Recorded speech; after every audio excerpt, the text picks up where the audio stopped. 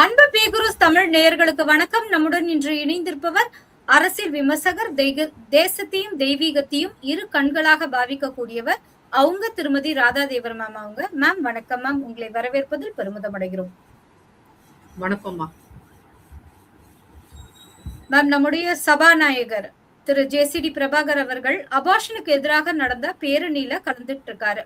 இது மிகப்பெரிய சர்ச்சையாக பார்க்கப்பட்டிருக்கு. இதை நீங்க எப்படி பாக்குறீங்க? ஏன் இது சர்ச்சையாகணும்? வேண்டுமென்றே சர்ச்சையாக்கப்பட்டதா, இல்லைன்னா இது வந்து ஒரு இறையாண்மைக்கு எதிரா நீங்க நினைக்கிறீங்களா மேம்? தமிழ்நாட்டுல வந்து பொதுவா நம்ம திராவிட தலைவர்கள்லாம் என்ன சொல்லுவாங்க, திராவிட கட்சிகள்னா மதசார்பில்லாத அரசு, மதசார்பின்மைதான் நம்மளோட கோட்பாடு, இந்திய ஜனநாயக சாசனம் என்ன சொல்லுதுன்னா இது மதசார்பில்லாத நாடு அப்படின்லாம் சொல்லுவாங்க. அது போக வந்து என்ன பண்ணுவாங்க, கோயிலுக்கு போனா கூட இல்ல ஏதாவது ஒரு இந்து மத சம்பந்தப்பட்ட நிகழ்ச்சிகள்ல கலந்துக்கிட்டா கூட அது பெரிய விமர்சனத்துக்கு ஆளாகும்.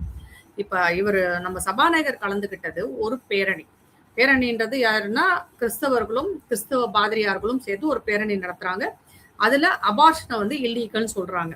அது என்னன்னா அவங்க மதத்துல அந்த மாதிரி இருக்கு. கிறிஸ்துவ மதத்துல வந்து பாத்தீங்கன்னா அபார்ஷன் பண்றது வந்து கடவுளுக்கு எதிரான ஒரு குற்றமா கருதப்படுது. அவங்களோட சட்டத்துல அது இருக்கு, அவங்களோட மத சட்டத்துல அந்த மாதிரி இருக்கு. ஆனால் இந்திய சட்டத்துல அப்படி இருக்கா அப்படின்னு நீங்க பாத்தீங்கன்னா கிடையாது. 1971 எம்டிபி ஆக்ட்னு ஒண்ணு கொண்டு வந்தாங்க. அதாவது மெடிக்கல் டெர்மினேஷன் ஆஃப் பிரெக்னன்சின்னு சொல்லிட்டு ஒரு ஆக்ட். இதுல இருந்து என்ன சொல்றாங்கன்னா 20 வாரங்கள் வரைக்கும் வந்து அபார்ஷன் பண்றதுக்கு அந்த தாய்க்கு எல்லா உரிமையும் இருக்கும். இதுக்கு வந்து பெண் உரிமைன்னு கூட சொல்லலாம், பெண்களுக்கான உரிமையாக அதை கொடுத்தாங்க. அது வந்து எந்த விதமான கருக்கலைப்பா இருக்கலாம், குழந்தை சரியில்லாம இருக்கலாம், ஒரு டாக்டரோட அட்வைஸ் மட்டும் இருந்தா போதும், அவங்களோட இதை வச்சு அவங்க வந்து கருக்கலைப்பும் பண்ணிக்கலாம். ஆனால் கிறிஸ்துவ மத சட்டப்படி அது தவறு. எத்தனை வாரங்களா இருந்தாலும் அவங்க பண்ண முடியாது. ஆனா பண்ணாம இருக்கிறாங்களான்றது அது இன்னொரு கதை, அதை பத்தி நம்ம பேச வேண்டியது. ஆனால் இது ஒரு மத சட்டமாகத்தான் நம்ம பார்க்க முடியும். அந்த பேரணியில வந்தவங்களும் அதைத்தான் வலியுறுத்துறாங்க. கிறிஸ்துவ மத சட்டப்படி இது வந்து தவறானது, அதனால இது இந்த சட்டத்தை வந்து எதிர்க்கிறோம் அப்படின்னு சொல்றாங்க. மத கருக்கலைப்பை வந்து அரசு வந்து ஒத்துக்க கூடாது அப்படின்னு சொல்றாங்க. இது வந்து ஒரு மத சட்டத்தை நம்ம ஏத்துக்கிட்டோம்னா, ஒரு கிறிஸ்துவ மத சட்டத்தை நம்ம ஏத்துக்கிட்டோம்னா அதே மாதிரி இஸ்லாமியர்கள் கேட்கறதையும் கொடுக்கலாம், இந்துக்களும் அதுக்கப்புறம் கேட்கிற சட்டத்தையும் கொடுக்கலாம் இல்லையா? எல்லா மதங்களும் வந்து ஏதாவது ஒரு சட்டத்தை அவங்களுக்கு கொடுத்துருப்பாங்க, அது எல்லாத்தையும் ஏத்துக்கிற மாதிரி இருக்கும். இவர் முதல்ல இந்த மாதிரியான ஒரு பேரணியில கலந்துகிட்டதே தவறுன்னு தான் என்னோட கருத்து. ஏன்னா இவர் ஓட்டு வாங்கினது எல்லா மத மக்களும் சேர்ந்துதான் அவர் ஓட்டு போட்டு தேர்ந்தெடுத்திருக்கிறாங்க. இவர் ஒரு சட்டசபையில சபாநாயகருக்கு இன்னும் ஒரு கண்ணியமான பதவியில இருக்கிறார். அப்படி இருக்கும்போது நீங்க சர்ச்சுக்கு போங்க, சாமி கும்பிடுங்க, என்ன வேணாலும் பண்ணுங்க, ஆனால் அந்த மதம் சார்ந்து ஒரு விஷயத்த வலியுறுத்தவே கூடாது. ஏன் மதத்துல இப்படி சொல்லியிருக்குன்றதுக்காக இந்தியாவில இருக்க எல்லாரும் அதை ஃபாலோ பண்ணணும்னு அவசியம் இல்லை. உங்களோட தனிப்பட்ட கருத்தா இருந்தா, நீங்கள் ஒரு தனி மனிதராக இருந்தால் இது ஒரு பெரிய விஷயமே இல்லை. நாங்க கலந்துகிட்ட மத்த யாரையும் நம்ம சொல்லவே இல்லை. ஏன்னா அது அவங்களோட தனிப்பட்ட கருத்தா கூட நம்ம வச்சுக்கலாம். அதை ஏத்துக்கிறாததும் நம்மளோட உரிமைன்னு சொல்லலாம். ஆனால் நீங்கள் ஒரு சட்டப்படி தேர்ந்தெடுக்கப்பட்ட ஒரு அவையில் சபாநாயகராக இருக்கும் ஒருத்தர் இந்த மாதிரியான விஷயங்களை கலந்துக்கிறது தவறு என்பதுதான் உண்மை. அது அவர் அதுக்கப்புறம் என்னோட தனிப்பட்ட கருத்து, இதை நான் விளக்கமா சொல்றேன் அப்படி இப்படின்னு சொல்றாரு. ஆனா இந்த எதுவுமே வந்து ஏத்துக்க முடியாது. இதை இப்படி பார்க்கலாம், பாஜகவை சேர்ந்த ஒருத்தர் போய் ஒரு இந்த மாதிரி இந்து மத தர்ம கூட்டத்துல கலந்துக்கிட்டு எங்களுக்கு எங்க மத சட்டப்படி மனு தர்மத்துல சொன்னபடி இத வந்து நீங்க கொண்டு வரணும், இல்ல இதை இருக்கக்கூடாது அப்படின்னு சொன்னா இவங்க ஏத்துக்குவாங்களா? இல்ல பகவத்கீதை சார்பாக ஒரு கூட்டத்தை நடத்தி எங்க பகவத்கீதையில இப்படி ஒரு சட்டம் இருக்கு, நாங்க இதை வந்து அரசு வந்து கொண்டு வரணும் அப்படின்னு சொன்னா இவங்க ஏத்துக்குவாங்களா? ஆனால் ஒரு ஆச்சரியமான விஷயம் என்னன்னா, இதை பற்றி யாருமே விமர்சனம் பண்ணல. ஆளும் கட்சியா இருக்கிறவங்க அதை பத்தி சொல்ல மாட்டாங்கன்றது நமக்கு தெரிஞ்சதுதான். அங்க நடக்கிற நிறைய விஷயங்கள் அவங்க வந்து விமர்சனமே பண்றது கிடையாது. ஆனால் திராவிட கட்சிகள், அதிமுக, திமுக, கம்யூனிஸ்ட் கட்சிகள், விசிக, இவங்கெல்லாம் வந்து சமூக நீதியை பத்தி பேசுறவங்க தானே. இந்து மதம்னா வரிஞ்சு கட்டிக்கிட்டு வர்றவங்க தானே. ஆராசெல்லாம் வந்து எவ்வளவு இந்து மதத்துக்கு எதிராக பேசுறவரு. இப்ப கிறிஸ்தவ மதத்துல பேசினா மட்டும் அது சரியாயிடுமா? அது போக இஸ்லாமியர்கள் அவங்களும் வாய திறக்கல, ஒருத்தருமே இந்த விஷயத்துல வாய திறக்கல. இது ஒரு இரட்டை நிலைப்பாடா தெரியலையா? நீங்க ஆதீனங்களை பார்த்தா கூட, இவங்க ஆதீனங்களை கூப்பிட்டா கூட இவங்க அதற்கு எதிராக பேசுறவங்க. இவ்வளவுக்கும் 80% இந்துக்கள் இருக்கும் இந்த ஒரு நாட்டுல இந்துக்கள் எது செஞ்சாலும் தவறுன்னு சொல்ற நீங்க கிறிஸ்துவரான அவர் செய்யறது எப்படி சரியாகும்? எனக்கு என்னமோ இந்த அரசு வந்ததுக்கு அப்புறம் மதத்தை முன்னிறுத்தி நிறைய விஷயங்கள் நடக்குது. சரி, அவங்க செய்யறது நம்ம தவறில்லை என்று எடுத்துக்கொண்டால் அப்ப நம்மளுடைய மதத்தை நாம முன்னிறுத்தலாமா? இந்துக்கள் தானே பெருவாரியா இருக்காங்க. இப்ப நீ என்னதான் எம்எல்ஏ மந்திரிகள் கிறிஸ்தவர்கள் இருந்தாலும் பெருவாரியான இந்துக்களும் இருக்கிறாங்களே. அப்போ ஒவ்வொரு ஹிந்துவும் தனக்கு வேண்டிய கடவுளாகவும் தனக்கு பிடித்த தனக்கு வேண்டிய நம்பிக்கையும் முன்னால வச்சாலோ இல்ல முன்னிறுத்தினாலோ இவங்க ஏத்துக்குவாங்களான்றத என்னோட கேள்வி. அப்படி ஏத்துக்கிட்டீங்கன்னா உங்க மத சார்பின்மையை நாம உண்மையிலே பாராட்டலாம். ஆனா அப்படி ஏத்துக்கிறாங்களான்றத நம்ம கேள்வியா கேட்கிறோம். இங்க அவர் செய்யட்டும், அதே மாதிரி நம்மளும் அந்த மாதிரி கலந்துக்கலாம். இந்து மதத்தை இப்ப நம்ம மத்திய அரசுல இருந்து நிதியமைச்சர் திரு நிர்மலா சீதாராமனோ இல்ல எல் முருகன் அவர்களோ இல்ல மத்தவங்களோ யாரோ இங்க மதம் சார்ந்த ஒரு நிகழ்ச்சியில கலந்துக்கிட்டு எங்க இந்து மத சட்டத்துல இப்படி இருக்கு, தனிப்பட்ட முறையில நான் ஆதரிக்கிறேன் அப்படின்னு சொல்லிட்டு வந்தா இவங்க ஏத்துக்குவாங்களா? எனக்கு ஒரு நிகழ்ச்சி ஞாபகத்துக்கு வருது. நிர்மலா சீதாராமன் அவர்கள் ஒரு கோயில் நிகழ்ச்சியில கலந்துகிட்டாங்க. ஒரு 2-3 வருஷத்துக்கு முன்னாடின்னு நினைக்கிறேன். கலந்துகிட்டு இந்து மத சம்பிரதாயத்தை பத்தி பேசினாங்க. கோயில் கருவறைய பத்தியும் இந்து மத சம்பிரதாயங்களை பத்தி பேசினாங்க. அதற்கே இங்க கொந்தளிச்சாங்க. அவருடைய ஜாதியை பத்தி திட்டுனாங்க.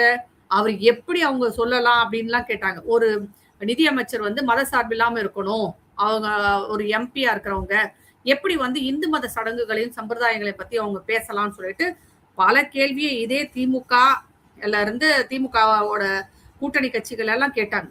ஆனா இன்னைக்கு ஒருத்தருமே வாய திறக்கல அதை பத்தி. இதுதான் நம்ம நாட்டுல மத சார்பின்மைன்னு நினைக்கிறேன். சிறுபான்மையினருக்குன்னா அவங்க எது வேணாலும் பேசலாம், எந்த கூட்டத்திலையும் கலந்துக்கலாம், அவங்க மதம் சார்ந்த நிகழ்ச்சியில கலந்துக்கலாம், அவங்க மதம் சம்பந்தப்பட்ட விஷயங்களை பேசலாம். ஆனா பெரும்பான்மையான நாம மட்டும் வாயை திறக்க கூடாது. திறந்தா அது மத சார்பின்மைக்கு எதிரான ஒரு கருத்தாகத்தான் அவங்க வைக்கிறாங்க. இது இரட்டை நிலைப்பாடாக பார்க்கிறேன். ஜென்ரலா இந்த அபார்ஷன் சட்டம் அப்படிங்கறது என்ன சொல்லுது மேம்? மக்களுக்கு பொதுவானதா சொல்லுதா, இல்லைன்னா ஒவ்வொரு மதம் சார்ந்து சில விஷயங்களை முன்னிறுத்துதா இந்த அபார்ஷன் சட்டம்? இல்ல அது எல்லோருக்கும் பொதுவான ஒரு சட்டம் தான். நம்ம யூசிசி வரல, யூனிஃபார்ம் சிவில் கோடு வரல. ஆனா அது வந்தா எல்லாருக்கும் அது பொதுவானதாக இருக்கும். ஆனா இப்ப சிவில் சட்டங்கள் சிலது குடும்பம் ஃபேமிலி சம்பந்தப்பட்ட விஷயங்கள் அந்தந்த மதத்துக்கு சம்பந்தப்பட்டதா கொடுக்கிறோம். ஆனால் மத்த எல்லாமே பொதுவான சட்டமாகத்தான் இருக்கிறது. அதனால இதுவும் எல்லாருக்கும் பொதுவானதுதான். அது கிறிஸ்துவர்களா இருக்கட்டும், எம்டிபி சட்டம்ன்றது கிறிஸ்துவர்கள் இஸ்லாமியர்கள் எல்லாருக்கும், அது இந்தியர்களாகத்தான் அந்த சட்டம் போடும். நமக்கு சட்டத்தை உருவாக்கி தந்த பெரியோர்கள் அம்பேத்கர் தலைமையில அரசியல் சாசனத்தையும் சரி நம்மளுடைய நீதிமன்றங்கள்ல இருக்கும் சட்டங்களையும் கொண்டு வரும்போது அதை பொதுவான சட்டங்களாகத்தான் கொண்டு வந்தார்களே தவிர ஒரு மதத்துக்கு தனித்தனியா அப்படியெல்லாம் கொண்டு வரல. சில குடும்ப சம்பந்தப்பட்டதும் சிவில் சம்பந்தப்பட்டதும் மட்டும் அவங்களுக்கு இருக்கு. அதவே நம்ம மாத்தணும்ன்றோம். மத சார்பின்மை என்றால் எல்லோருக்கும் ஒரே சட்டமாக இருப்பதுதான் சரி. அப்படி ஒரு சட்டத்தை கொண்டு வர்றதுக்கு இங்க ஒரே எதிர்ப்பா இருக்கு. அப்படி கொண்டு வரக்கூடாது என்று எதிர்த்துக்கிட்டு இருக்கிறாங்க. அதுவே தவறு இல்லையா? எனக்கு என்ன சட்டமோ அதுதானே உங்களுக்கும் அப்ளை ஆகணும். அப்படி எல்லோருக்கும் சரிசமமாக இருக்கிறது தானே சமூக நீதியாக கருத முடியும். ஆனால் அதையும் எதிர்க்கிறதுக்கு ஒரு இருக்கு. அப்ப சில பேருக்கு சில சலுகைகளை கொடுக்கலாம், பல பேருக்கு பல சலுகைகள் மறுக்கப்படும். அது சமூக அநீதி தானே.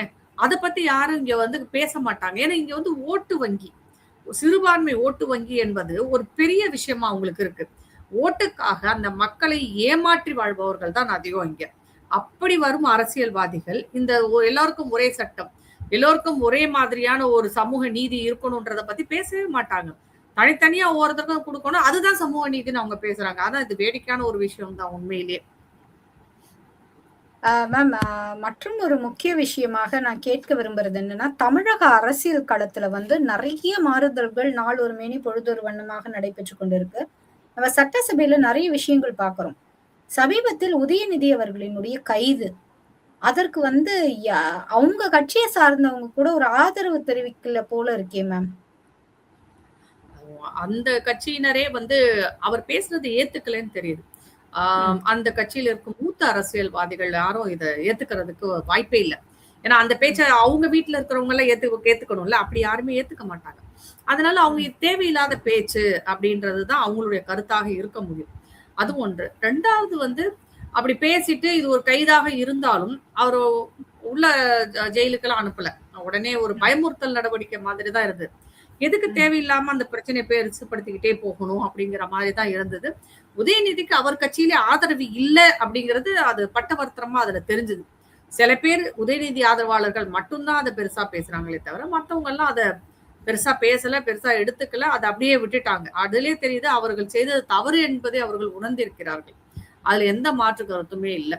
அதனால உதயநிதி அவர்கள் இனிமே அந்த மாதிரி பேச மாட்டார். இப்ப கொஞ்சம் அடக்கி வாசிக்கிற மாதிரி தான் தெரியுது. பொதுவாக வந்து நீங்க ஆளுங்கட்சியா இருக்கும்போது எவ்வளோ மோசமா பேசுனீங்க.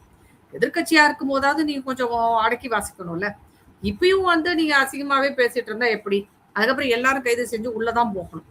அதான் மத்தவங்களுக்கும் தெரியும். அது தேவையில்லாத ஒரு பிரச்சனையை இழுத்து வைக்கிறாரு. இப்ப இருக்கிற மக்களுக்கு தெரியும் இல்லையா? மக்கள் கிட்ட வந்து ஆதரவு இருக்கா என்பதை அவர்களும் பார்ப்பார்கள்.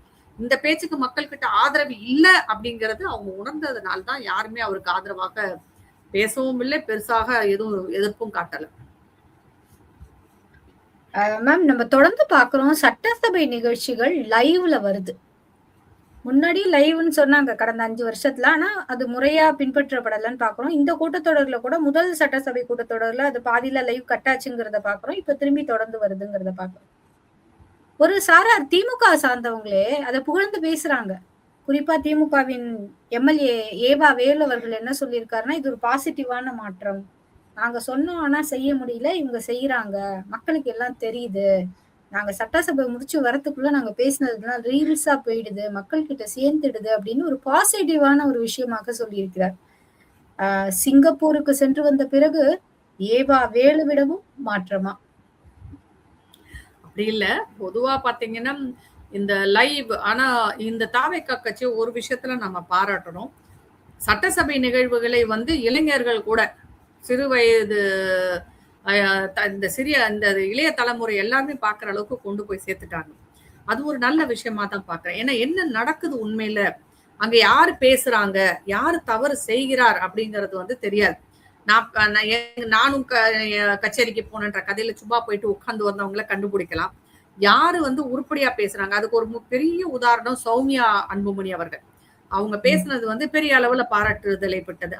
அவங்களுக்கு இவ்வளவு திறமை இருக்குன்னு கூட நிறைய பேருக்கு தெரியாது.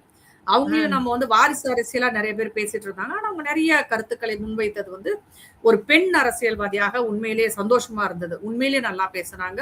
நிறைய கருத்துக்களை முன்வைத்தாங்க தகுந்த ஆதாரத்துடன். அது சட்டசபையை ஒளிபரப்புறதுனாலதான் தெரிஞ்சது. இல்லாட்டி நமக்கு தெரியறதுக்கு வாய்ப்பே இல்லை.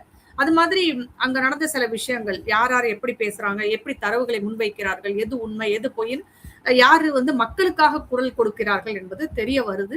அது எல்லோரும் பாக்குறாங்க அப்படிங்கிறது தான் முக்கியமான விஷயமாக நான் பார்க்கிறேன்.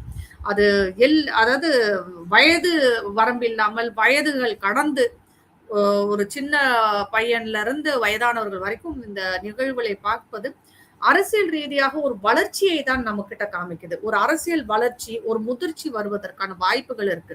அதே மாதிரி அங்க பேசுறவங்களும் பொறுப்பு உணர்ந்து பேசுவார்கள். அந்த பொறுப்பு இல்லாம பேசுறவங்களையும் நம்ம பார்த்தோம். ஆனா பொறுப்பு உணர்ந்து பேசுவார்கள். பொறுப்பு இல்லாம பேசுறவங்க வந்து கண்டிப்பா வந்து அத திருத்திக்குவாங்கன்றது நம்ம ஒரு நம்பிக்கையா வச்சுக்கலாம். முன்னாடி எல்லாம் இது இல்லாதப்ப உள்ள என்ன நடந்துச்சுன்னே தெரியல. ஒருத்தர் குற்றம் சாட்டுவாங்க. இவங்க சொன்னாங்க, அவங்க சொன்னாங்க. நமக்கு எதுவுமே தெரியாம போயிடும். அவங்களோட நியூஸ் இன்ஃபர்மேஷன் என்ன தர்றாங்களோ, இது நியூஸ் பேப்பர்ல என்ன வருதோ அது மட்டும் தான் தெரிஞ்சிட்டு இருக்கு. இன்னைக்கு அப்படி தேவையில்லை. நேரடியாகவே நமக்கு தெரிந்து கொள்ளும் ஒரு பெரிய வாய்ப்பு தான். அதை சரியாக செய்யும் தாவேகா அரசுக்கு ஒரு பாராட்டை நம்ம சொல்லியே ஆக வேண்டும் இதுல. அதே மாதிரிதான் அவரு ஏவா வேலு அவர்களும் சொல்லியிருக்கிறாங்க. உண்மையில சில பேர் பேசுறதெல்லாம் கேட்கும்போது சந்தோஷமா இருக்கு. மக்களுக்கான குரலாக அவர்கள் அங்கே ஒழிப்பதை கேட்கும்போது அரசியல் என்பவர்கள் மேல் ஒரு பெரிய அதிருப்தி இருக்கு. அவர்கள் மேல் ஒரு பிம்பம் கட்டமைக்கப்பட்டிருக்கிறது. அவங்க ஊழல் தான் செய்வாங்க, பொய் தான் சொல்லுவாங்க, ஒரு வேலையும் பார்க்க மாட்டாங்க. சினிமால அப்படி காமிச்சு அரசியல்வாதிகளை பற்றி ஒரு தவறான ஒரு கண்ணோட்டம் வந்து மக்களிடம் இருக்கிறது. நான் என்ன சொல்றேன், எல்லாத்தையுமே வந்து ஒரு நார்மலைஸ் பண்ண முடியாது நம்மளால. அரசியல்வாதிகள் என்றாலே தவறு செய்பவர்கள் அப்படின்லாம் சொல்றதுக்கு ஒண்ணுமே கிடையாது. அவர்களே நல்லவர்கள் இருக்கிறார்கள். மக்களுக்காக உண்மையிலே சேவை செய்யறவங்க இருக்கிறாங்க. ஒரு சில பேர் தவறு செய்கிறார்கள். அதனால என்ன பண்ணும், ஒட்டுமொத்த அரசியல்வாதிகளையே வந்து சினிமா என்னும் ஒரு மீடியா வந்து மோசமாக காமிச்சது. ஆனா இதுல ஒரு வேடிக்கை என்னன்னா, அப்படி காமிச்ச ஒரு கூட்டம் தான் இப்ப உள்ள போய் அரசியல்வாதியாக உட்கார்ந்துருக்கு. அதை நினைக்கும் போது காலம் மாறிக்கொண்டிருக்கிறது அப்படின்னா, இப்ப நீங்க வந்து அரசியல்வாதியை எப்படியெல்லாம் காமிச்சீங்க, இன்னைக்கு நீங்களே உள்ள போய் உட்கார்ந்துருக்கிறீங்க எல்லாரும். இப்ப உங்களை வந்து மக்கள் பார்ப்பாங்க. நீங்க சினிமால என்ன சொன்னீங்க, இப்ப வெளியில என்ன செய்யறீங்க அப்படிங்கறத மக்கள் கண்டிப்பாக எடை போடுவார்கள். அப்படி பார்க்கும்போது இந்த அந்த லைவ்ல காமிச்சது வந்து அது ஒரு நல்ல விஷயமா இருக்கு. இன்னொரு விஷயம் என்னன்னா, நமக்கு ஒரு நல்லா தெரிஞ்ச ஒரு விஷயம் நான் கவனித்த வரையில் பாத்தீங்கன்னா, அந்த முதிர்ந்த அரசியல்வாதிகள், மூத்த அரசியல்வாதிகளின் பேச்சும் நடவடிக்கையும் அவங்களுக்கான அனுபவத்தை காமிச்சது. இப்ப புதுசா வந்திருக்கவங்க, குறிப்பாக தாவேகா அமைச்சர்கள் வந்து அந்த அனுபவமின்மை என்பது வந்து வெளிப்படையாகவே தெரிஞ்சது. அது சபாநாயகரை அழைப்பதில் இருக்கட்டும், இல்ல அவங்களுடைய கருத்துக்களை முன்வைப்பதில் இருக்கும், எல்லாத்திலுமே அந்த வேறுபாடு வந்து அவர்கள் கற்றுக்கொண்டிருக்கிறார்கள். வெகு விரைவில் அவங்களும் கத்துக்குவாங்க அப்படிங்கிறதுதான். நாளைக்கு அரசியல்வாதியா வரணும்னு விரும்புறவங்களுக்கு இது ஒரு பாடமாக இருப்பதற்கும் வாய்ப்புகள் நிறையவே இருக்கு. அப்படி பார்க்கும்போது இது வந்து வரவேற்கத்தக்க ஒரு மாற்றமாகத்தான் பார்க்கிறேன் நான். மேம், நீங்க ரைட்டா ஒரு வேர்டு இந்த கொஸ்டினோட ஸ்டார்டிங்ல ஆன்சர் சொல்லும் போது காயின் அவுட் பண்ணீங்க. இளைய தலைமுறையினர், அடுத்த தலைமுறையினர், அடுத்த சந்ததியினர் இந்த அரசியல் நிகழ்வுகளை பாக்குறாங்க, அரசியலை பற்றிய புரிதல் அவங்களுக்கு இருக்குன்னு சொல்லிட்டு. சோ நம்ம இப்படி எடுத்துக்கலாமா மேம்? ஆண்டாண்டு காலமாக கிட்டத்தட்ட 65-70 ஆண்டு காலமாக ஆண்ட இந்த திராவிட கட்சிகள் வந்து மாணவர்களை ஒரு பொலிட்டிக்கலைஸ்ட் பண்ணல, இல்லைன்னா அரசியல் சார்ந்து அவங்கள தயார்படுத்தல மாணவ பருவத்துல இருந்து. அதனாலதான் இப்ப தாவேகா மாதிரியான கட்சிகள் வந்து இடம்பெற்று இருக்கீங்க அப்படிங்கிற ரீதியில நம்ம இதை எடுத்துக்கலாமா? இப்ப திராவிட அரசியலை நீங்க பாத்தீங்கன்னா கூர்ந்து நோக்கினா அதுல சில பேர் மட்டும் தான் அந்த தலைவர்களாக இருப்பாங்க. மத்தவங்க எல்லாம் அவங்களுக்கு இப்ப கொத்தடிமைன்னு அவங்களே பெருமையா சொல்லிக்கிறாங்க இல்லையா, அப்படிதான் இருப்பாங்க. அதுல சில பேர் பலி கொடுக்கப்படுமா கொத்தூசுன்னு சொல்லிக்கிறாங்க, சில பேர் பலியாடுகளாகவும் ஆக்கப்பட்டிருப்பார்கள். ஒரு அரசியல் அறிவு முதிர்ச்சி அப்படிங்கிறது வர்றதுக்கு கொஞ்சம் கஷ்டம்தான். திரு கருணாநிதி அவர்கள் எடுத்துக்கிட்டீங்கன்னா அவர்லாம் அப்படி வந்தவர் தான். கீழ்மட்டத்துல இருந்து மேல வந்து உயர்ந்து வந்தவர் தான் ஒரு முதலமைச்சர் அளவுக்கு.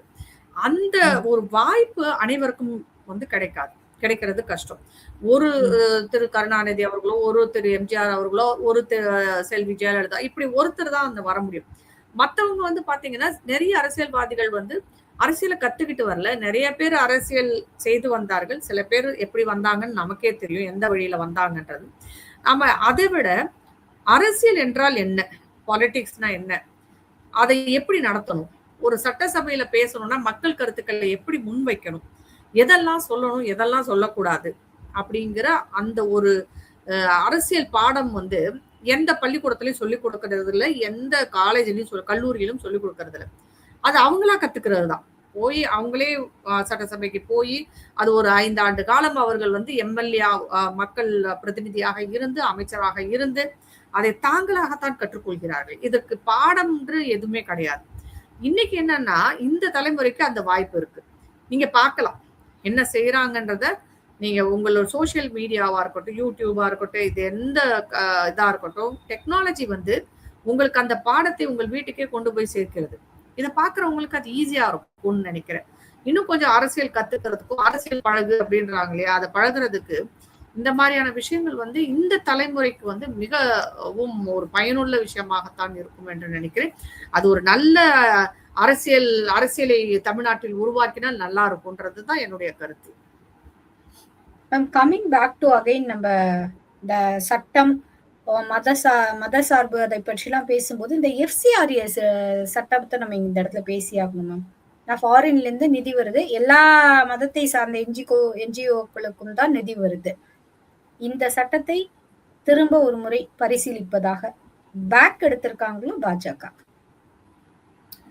எனக்கு தெரிஞ்சு பரிசீலனை செய்வாங்களே தவிர அத இம்ப்ளிமெண்ட் பண்ணாம விட மாட்டாங்க. ஏன்னா இந்த 3 ஆண்டுகள் என்பது திரு மோடி அவர்களுக்கு மிகவும் முக்கியமான 3 ஆண்டுகளாகத்தான் கருதுகிறேன். இந்த 5 ஆண்டுமே 2 ஆண்டு போயிடுச்சு, 3 ஆண்டுகள் இருக்கு. ஏன்னா FCRA சட்டம் என்பது முக்கியமான ஒரு சட்டம். இந்த நாட்டின் முன்னேற்றத்திற்கான சட்டமாகத்தான் நான் பார்க்கிறேன். வெளிநாட்டிலிருந்து வருகிற கள்ளப்பணமா இருக்கட்டும், இல்ல தேசத்துக்கு எதிரான செயல்களுக்கு அளிக்கப்படும் உதவியாக இருக்கட்டும், இந்த தேசத்துக்கு எதிராக செயல்படுகிற செயல்பாடுகளை செய்கின்ற கூட்டத்திற்கு எதிரான ஒரு சட்டமாகத்தான் பார்க்கிறேன். எனக்கு தெரிஞ்ச நேர்மையா இருக்கிறவங்க எந்த சட்டத்தை பார்த்தும் பயப்படணும்னு அவசியம் இல்லை. உங்களுக்கு வர்ற பணத்தை கணக்கு காமிங்க, அதுக்கான அந்த ரூல்ஸ் அண்ட் ரெகுலேஷன்ஸ் ஃபாலோ பண்ணுங்கன்றோம். இந்த மாதிரி சட்டம் எல்லா நாட்டிலயுமே இருக்கே. இப்ப நீங்க சைனாவுக்கும் அமெரிக்காவுக்கும் எங்க போனாலும் அந்த அரசுக்கு தெரியாமல் நீங்கள் ₹1 கூட கொண்டு போக முடியாது. அமெரிக்கால FARA சட்டம்னு ஒண்ணு இருக்கு. அதே மாதிரி எல்லா நாடுகள்லயும் சட்டங்கள் இருக்கிறது. சட்டம் இல்லாம எந்த நாடுமே கிடையாது. இந்த FCRA சட்டம் முதல்ல இருந்துச்சு. அதுல கொஞ்சம் சேஞ்சஸ் கொண்டு வந்திருக்காங்க. 5 வருடத்துக்கு ஒரு முறை புதுப்பிங்கன்னு சொல்றாங்க. உங்களுடைய லைசன்ஸை புதுப்பிச்சுக்கோங்க, எதுக்கு பணத்தை வாங்குறீங்களோ அதுக்கு மட்டும் செலவு பண்ணுங்க, மத்ததுக்கு செலவு பண்ணக்கூடாது அப்படின்னா அதுக்கு ஆடிட்டிங் இருக்கும். இதெல்லாம் வந்து சாதாரணமாக இருக்கக்கூடிய சட்டங்கள் தான். ஆனா இவங்க அதை எப்படி பூதாகரமாக்குறாங்க? கிறிஸ்துவ மதத்திற்கான சொத்துக்களை வந்து அபகரிச்சிருவாங்க, பிஜேபி எடுத்துட்டு போயிடும், RSS எடுத்துட்டு போயிடும். இவங்க இந்த போலி பாஸ்டர்களும் பாதிரியார்களும் ஒரு பீதியை கிளப்புறாங்க. எப்படி எடுக்க முடியும் ஒருத்தவங்க? இது ஜனநாயக நாடு, நீதிமன்றங்கள் இயங்குகிற நாடு.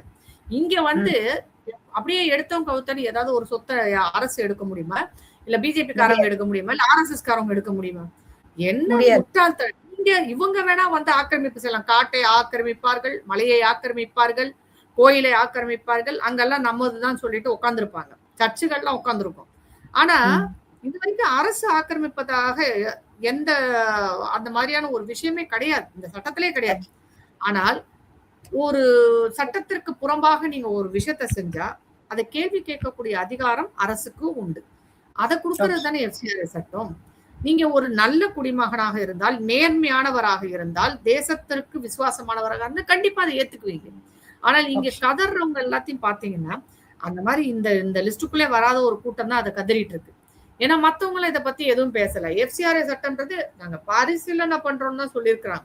கண்டிப்பாக அது இம்ப்ளிமெண்ட் ஆகும். ஏன்னா FCRA சட்டத்துல இன்னொரு முக்கியமான விஷயம், பொலிட்டிக்கல் பார்ட்டிக்கும் அரசியல் கட்சிகளுக்கும் அது வந்து பொருந்தும். அரசியல் கட்சிகளும் கணக்கு காமிக்க வேண்டும் FCRA சட்டத்துல. அவங்களுக்கும் வெளிநாட்டுல இருந்து பணம் வந்தாலும் எல்லாமே இருக்கு. அவங்களுக்கும் வந்து இதுல வந்து யாருமே விடுபடல. அரசு அதிகாரிகள் இருக்காங்க, அரசியல்வாதிகள் இருக்காங்க, கட்சிகள் இருக்கு.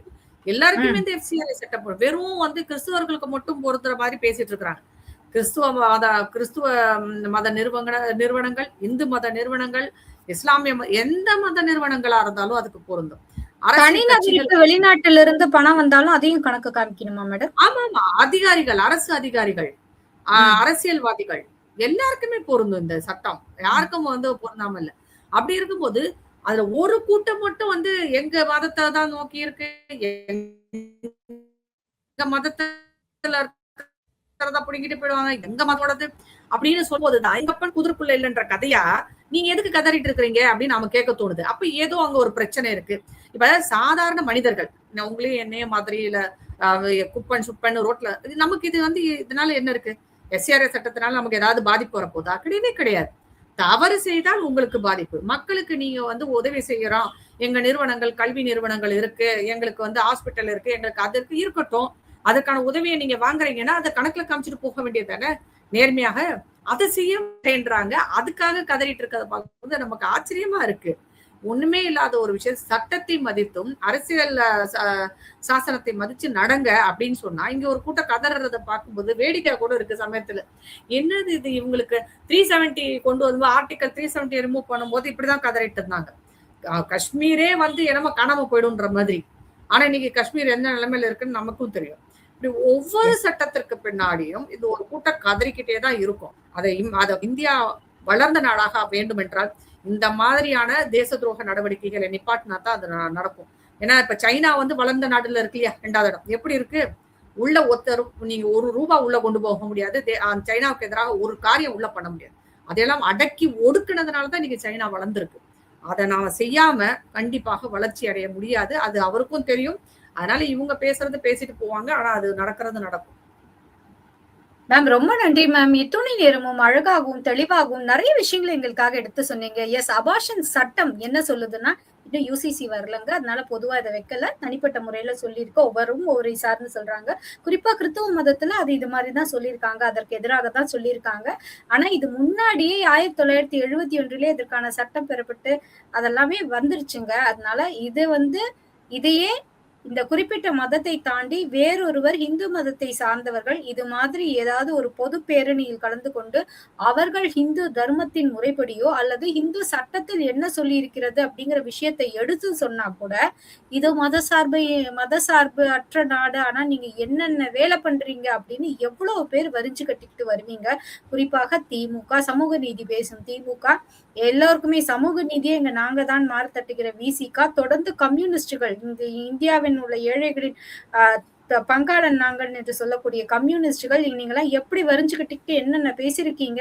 இதே ஒரு 2-3 ஆண்டுகளுக்கு முன்னாடி மத்திய நிதி அமைச்சர் நிர்மலா சீதாராமன் அவர்கள் இங்க வந்து ஒரு கோயில் விழால இந்து தர்மங்களை பற்றி பேசியதற்கு எத்தனை எதிர்த்து பேசினீங்க. இன்னைக்கு அனைவரும் சர்வமாக அடங்கி வாய் மூடி மௌனியாக வேடிக்கை பார்த்து கொண்டிருக்கீங்க. அப்படி பார்க்கும்போது உண்மையாகவே இந்த இப்போதைய அரசுல வந்து நிறைய மத சார்பான நடவடிக்கைகள் நடக்கிறதோ அப்படிங்கிற ஒரு எண்ணம் ஏற்பட தோன்றுகிறது. இதுல என்ன வருத்தம்னா ஒவ்வொருவருக்கும் அவருடைய மதத்தை பின்பற்றுவதற்கு முழு சுதந்திரமும் முழு அதிகாரமும் கொடுக்கப்பட்டிருக்கிற நாடு இந்தியா. ஆனா நீங்க உங்க மதத்தை பின்பற்றுறது பிரச்சனையே கிடையாது. அடுத்தவர்கள் அவர்கள் மதங்களை பற்றி சொல்லும் போது அதை நீங்க குறைத்து பேசுறதுதான் ஏங்கிறது எங்களுக்கு புரியல. அப்படி நீங்க உங்களுடையதை பின்பற்றினா வேற யாரும் அவர்களுடைய பின்பற்றினால் அதை நீங்க கமெண்ட் பண்ணாம இருப்பீங்களா, டீக்ரேட் பண்ணாம இருப்பீங்களா அப்படின்னு ஒரு கொஸ்டினையும் மற்றவர்களை நோக்கி எழுப்பியிருக்கீங்க. எஸ், தவேக அரசை நம்ம பாராட்டி தாங்க ஆகணும். இந்த லைவ் அப்படிங்கிறது மூலமாக கண்டிப்பாக இது வந்து மக்கள் கிட்ட அரசியல்வாதிகள் எப்படி இருப்பாங்க, அரசியல்வாதிகள் சினிமால காமிக்கிற மாதிரி கெட்டவங்களா இருப்பாங்களா இல்ல நல்லவங்களா இருப்பாங்களா, என்ன பேசணும் என்ன பேசக்கூடாது அப்படிங்கறத தாண்டி உண்மையாகவே நமக்கு அந்த சட்டசபைக்குள்ள யார் பெர்ஃபார்ம் பண்றாங்க அப்படிங்கிற டீடைல்ஸ் இந்த லைவ் வந்து காட்டி குடிக்குது. குறிப்பா யங் ஜெனரேஷன்ஸ்க்கு இது ஒரு ஐ ஓப்பனிங் அப்படிங்கிற ஒரு விஷயத்த சொல்லியிருக்கீங்க. சௌமியா, அன்புமணி போன்றவர்கள் எப்படி தங்களுடைய பங்களிப்பை சிறப்பாக செய்யறாங்க அப்படிங்கறத இந்த லைவ் மூலமா நம்ம தெரிஞ்சுக்க முடியுது அப்படிங்கிற ஒரு விஷயத்தையும், குறிப்பா புதிதாக வந்திருக்க தாவேகா எம்எல்ஏக்களின் முதிர்ச்சியின்மையும் நம்ம பார்க்க முடியுது அப்படிங்கிற ஒரு விஷயத்தையும், இதற்காகவே நம்ம தாவேகாவுக்கு ஒரு சல்யூட் கொடுக்கலாம். ஏன்னா அவங்க லைவ் கொடுக்குறாங்க அப்படிங்கிற ஒரு விஷயத்தையும் சொல்லியிருக்கீங்க மேம். தொடர்ந்து வந்து இந்த 3 ஆண்டுகள் முடிஞ்சு போயிடுச்சு. அடுத்து வரும் 2 ஆண்டுகள் 2029 வரை மோடி அரசாங்கத்திற்கு ரொம்ப குரூஷியலான டேஸ். கடந்த 3 ஆண்டுகளும் அப்படிதான், இனி வரும் காலங்களும் அப்படிதான். ஆனா எஸ்சிஆர்ஏ சட்டத்தை கண்டிப்பா அவங்க இம்ப்ளிமெண்ட் பண்ணிடுவாங்க. நீங்க எல்லாரும் நினைக்கிறது போல இது குறிப்பிட்ட மதத்தை நோக்கி அவங்களுக்கு எதிரான விஷயங்கள் கிடையாது. இங்க வந்து எங்க ஃபாரின் ஃபண்ட்ஸ் வந்தாலும் அது அரசியல்வாதியாக இருக்கலாம், இல்ல அரசியல் கட்சியாக இருக்கலாம், இல்லைன்னா என்ஜிஓக்களாக இருக்கலாம், எந்த மதத்தை சார்ந்தவராக வேண்டுமானாலும் இருக்கலாம், அவ்வளவு பேரும் கணக்கு கொடுத்தாக வேண்டும். அதுதான் அதோட பேசிக். நீங்க மடியில கனம் இல்லைன்னா வழியில பயம் இல்லை. உங்ககிட்ட கணக்கு நேரா இருக்குன்னா நீங்க ஏன் பயப்படுறீங்க, அதுக்காக ஏன் இப்படி கத்துறீங்க. ஒவ்வொரு முறையும் அவர்கள் ஒரு ரிஃபார்மை செய்யும் போது நீங்க கண்டிப்பா ஒரு கும்பல் கதறதை கேட்க முடியுது. இந்த கதறலை எல்லாம் தாண்டி அவங்க என்ன ரிஃபார்ம் செய்யணும்னு நினைக்கிறாங்களோ அதை அவங்க வெற்றிகரமா நிறைவேற்றி வருவதையும் எங்களால் பார்க்க முடிகிறது. அதனால கண்டிப்பா எஃப்சிஆர்ஏவும் நிறைவேற்றப்படும் அப்படிங்கிறது அசைக்க முடியாத நம்பிக்கை அப்படிங்கிற ஒரு விஷயத்தையும் சொல்லியிருக்கீங்க. ஒரு நாட்டின் வளர்ச்சி என்பது அந்த நாட்டின் தேச விரோத செயல்களை கட்டுப்படுத்துவதன் மூலமே கண்டிப்பாக மேலோங்கி இருக்கிறது. உதாரணத்துக்கு சைனால நீங்க ₹1 எடுத்துட்டு போக முடியாது, ₹1 வெளியில கொண்டு வர முடியாது, தேசத்துக்கு எதிராக நீங்க நினைக்க கூட முடியாது. இது எல்லாருமே இங்க ஆளும் அரசுக்கும் தெரியும். அது போல ஒரு கண்ட்ரோலை கொண்டு வந்தா மட்டும்தான் இந்தியா வல்லரசாக முடியும் அப்படிங்கிற உங்களுடைய மிக பிரம்மாண்டமான பார்வையும் எங்களுக்காக வச்சிருக்கீங்க மேம். இனிவரும் காலங்கள்ல தொடர்ந்து இது போல் நிறைய அரசியல் பேசலாம். நேரம் பகிர்ந்தமைக்கு நன்றி, இணைப்பில் இணைந்தமைக்கு நன்றி. Thank you ma'am. நன்றிமா.